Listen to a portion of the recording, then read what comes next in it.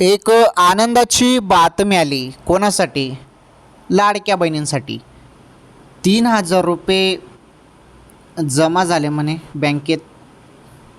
खरंच झाले का? एवढी रक्कम आली का? आणि 2 हप्त्याची ही रक्कम आहे असं सांगितलं जात आहे. जुलै आणि ऑगस्ट महिन्याची ही रक्कम आहे असं सांगितलं जात आहे. मग कोणाला आले पैसे? कोणत्या जिल्ह्यात पैसे पडले? सांगतो सर्व. व्हिडिओ पूर्ण बघा.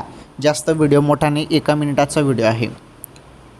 जुलै प्लस ऑगस्ट या 2 महिन्याचे पैसे एकत्र मिळतील 3,000 रुपये, अशी माहिती सध्या तुम्ही सोशल मीडिया असो किंवा यूट्यूबवरती असो, कुठे ना कुठे तुम्ही ही अपडेट बघतच आहात.